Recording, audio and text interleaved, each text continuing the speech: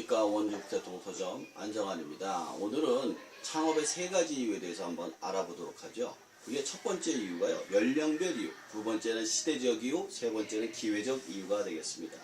첫 번째 연령별 이유를 한번 보죠. 20, 30대는 취직이 안 됩니다. 시스템의 자동화, 인건비의 상승, 기존 직업의 대체 등 인구 구성비의 변화가 2025년 이후 적체가 해소될 예정입니다. 그 전까지는 취직하기가 힘듭니다. 현재 중학교 1학년 이후부터는 아마도 회사에서 모자랄 가능성이 높지만 그 전까지는 일하는 사람의 숫자가 필요한 숫자보다 많기 때문에 어쩔 수 없이 직장이 모자란 상황이 계속될 것입니다.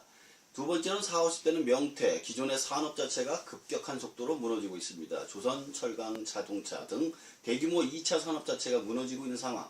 게다가 기존의 교육을 받은 사람들로서는 새로운 직업을 만드는 게 불가능하기 때문에 가장 힘든 상황입니다.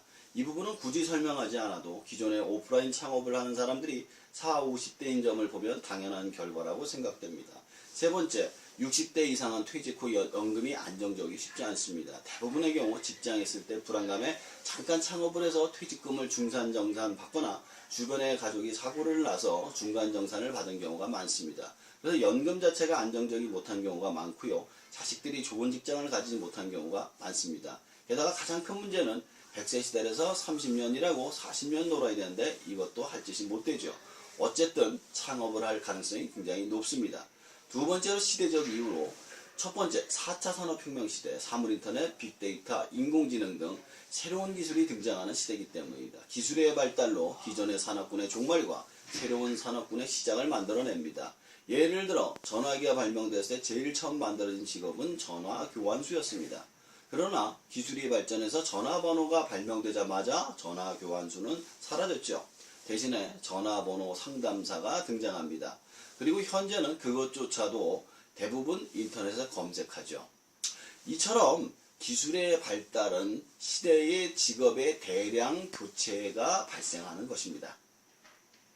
자, 두 번째로는 대량 실직의 시대입니다. 따라서 현대는 대량 실직의 시대라는 겁니다. 직업 자체가 사라지는 시대, 직업의 종말이라고 할 수 있죠.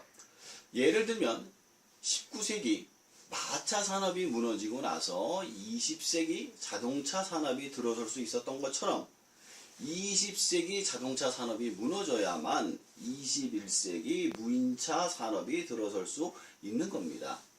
그리고 인구의 10%를 차지하는 이 운송을 관련을 직업으로 갖고 있는 사람들이 모두 실직을 할 수밖에 없는 그런 현실을 받아들여야만 이 시대가 미래를 준비할 수가 있는 것이죠.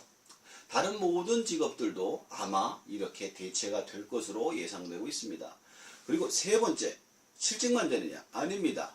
그렇다고 해서 무조건 사라지는 것이 아니라 앞으로는 현재의 직업보다 훨씬 더 많은 직업이 만들어지게 될 것입니다. 그리고 그 직업을 과거에는 대부분 국가나 회사가 만들어 주었지만 이제 앞으로는 자신의 직업을 자신이 만들 수 있는 그런 시대가 펼쳐집니다. 그렇게 할 수 있는 이유는 바로 자동화와 아웃소싱의 발전 때문입니다. 과거에는 거대한 기업이 무역이나 생산을 가져가 독점할 수 있었지만 현대사회에서는 개인이 제품을 생산하고 유통하고 판매하고 세계로 무역을 할 수 있는 그런 시스템들을 기업들이 제공을 하고 있기 때문입니다. 자, 그리고 마지막으로 세 번째 기회적 이유가 굉장히 재밌는데요. 기회적 이유란 말을 만드는 게 되게 재밌었어요. 자, 이제 첫 번째로 기회적 이유는 자동화 서비스 가격의 하락입니다. 무인 상점의 대중화, 자판기 임대 서비스, 렌탈 서비스들의 확산을 줄 수 있습니다. 과거에는 무인 상점을 하려면 엄청난 시설비가 필요했습니다. 시설 자체가 많이 없는 시스템을 활용해야 하기 때문에 초기 비용이 많이 들었지만 현재는 점점 비용이 줄어들고 있습니다. 게다가 자판기를 활용한 형태의 상점이 증가하다 보니 자판기 자체를 사지 않아도 키오스크와 자판기를 활용해서 인건비를 줄이고 생산성을 높이는 방법을 창업자들이 알게 되었습니다. 일부 편의점의 경우 야간과 심야 영업을 하지 않고 자판기 몇 대를 놓는 방식으로 야간 심야 판매를 유도해서 인건비를 줄이고 생산성을 높이고 있습니다.